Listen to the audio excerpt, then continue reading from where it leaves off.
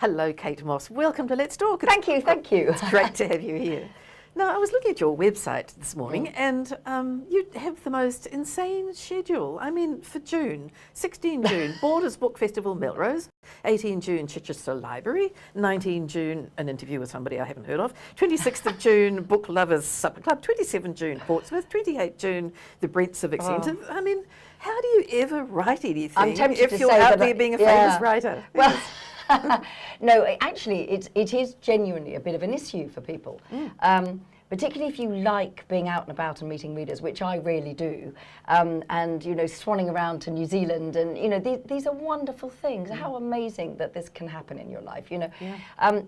You just have to be tough and do it for short amounts of time at the right time. So, and then intensively, presumably. And intensively. And so I've got the paperback of Citadel is coming out in the UK on the 20th of June. So my publicist and I agreed that I would do 3 weeks of stuff. And no more. And then so when people then said, can you come in September, Gabby's been going, nope, she's got to write the next book.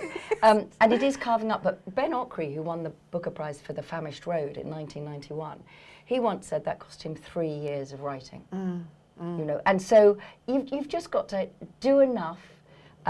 If you like it, do a bit more, and then be tough with yourself. And then go and hide in an office again. Writing is about behind your sitting keyboard. on your own. Yes. on your backside, doing it. Yeah, actually doing it. So you mentioned Citadel. Great, big. I mean, in the old days, they'd called it a doorstopper. Doorstop. I think it still is, you know, just because it's paperback. How long does it take you to do one of these? Well, the thing with Citadel is it feels really special to me. It is the end of the trilogy, but it's also, I've written it as a standalone novel.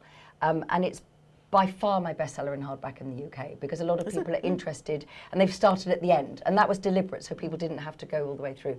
Citadel took me, on the one hand, 23 years of living on and off in Carcasonne, and seeing those signs to the people of the resistance, the men and women of the resistance who died, all the roads being renamed, seeing them in the corner of my mind all those years.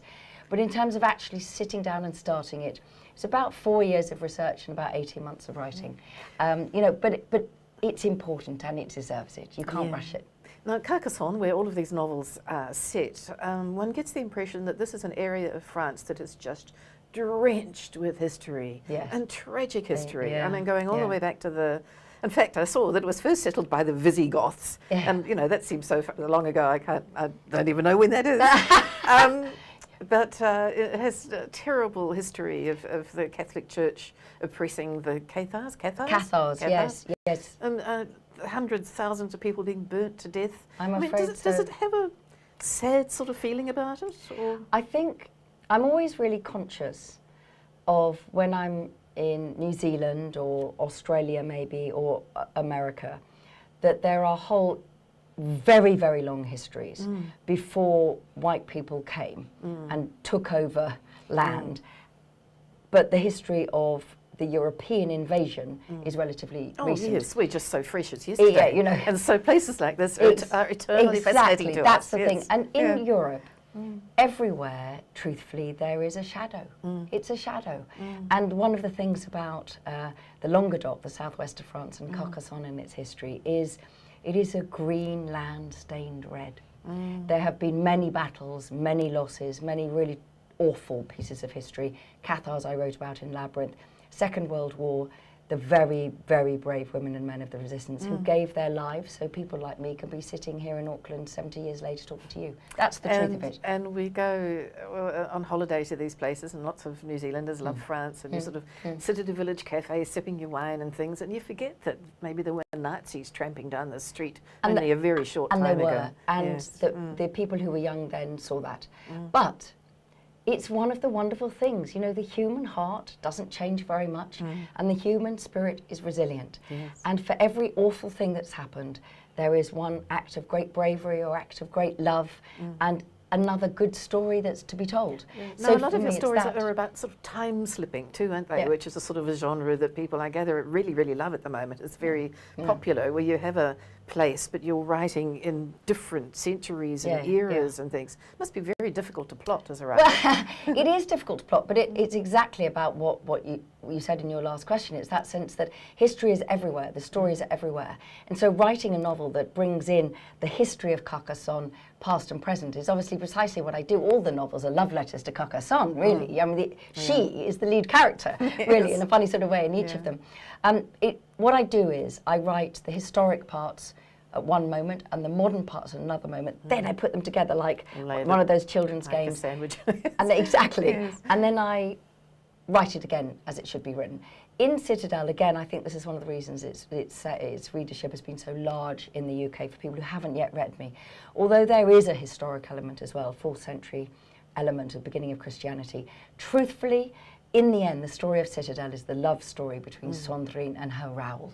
Yes. And it's not what I expected when I started writing it. I was very clearly writing an all-women's resistance unit in Carcasonne in the Second World War, because I realised from my research that the history of women in the resistance had been written out. Not only women, but women in particular, but it turned into a love story. I read on one of your pages on your site, I think, that you describe these books as really being big adventure books with women as heroines.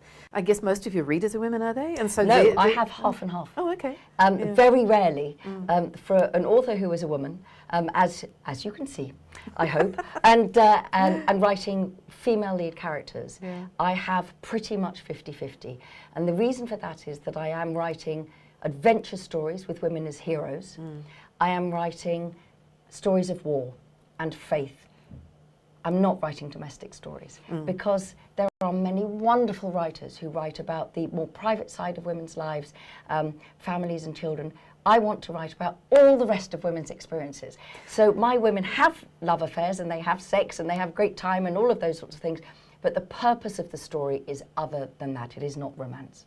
I saw that at the Sydney Writers' Festival recently, you were taking part in a panel discussion about The Feminine Mystique, which was written 50 years ago, which was the first of the books, Betty Friedan, which brought feminism to bear. So, and you were talking about this. How do you feel about feminism these days and where it's at? Yeah, well, I mean, what was joyous is we were doing an event called 50 Shades of Feminism. You can imagine where we pinched the title from. Oh, yes. I wonder well. Yes, and it's, things are different. I'm a feminist. I have always defined myself in that way because I have a job. And without feminism, none of us would be out working. You know, it's as simple as that for me. Feminism is about, for me, men and women being able to be the people they would like to be, not have to fulfill a stereotype. And that's as true for men, not having to be a certain sort of chap if they're actually a different sort of chap. In a way, Winter Ghosts, my one novel with a male lead character, you know, Freddie's story is that he's told as a man he must have stiff upper lip and must get on with it. And he's grieving. British history is full of men with that. Lips that are far too stiff. Far too stiff, and we won't dwell on that, obviously. But has it resulted in happiness for men? No. So for me, feminism is, the F word is fairness. Simple as that, people being free to achieve their potential. And I write stories with women doing lots of other things because often they're very domestic, and I also write stories about gentlemen who have not been allowed to be those people either. And now, so, just briefly, because we're running out of time. Of course we are. You've got short stories coming up soon, which is interesting, yes. Absolutely, it's called The Mistletoe Bride and Other Winter Tales. It's coming out in October in New Zealand. And it's after a big, mighty doorstop of a book like Citadel. I love writing, but I wanted to do something that was less emotionally demanding, less upsetting in a funny sort of way. So there are about 14 stories with absolutely male protagonists and female protagonists. And of course, a short story is about a moment. It's not about a whole world, it's about a moment. And they're creepy stories that make you sort of, you know, pull your coat a little bit tighter around you, based on English and British and French be a few folklore. of them in Christmas stockings, I'm sure. I hope so. Hope so. Hey, it's been such a pleasure to meet you. It's been lovely to be here. Thank you.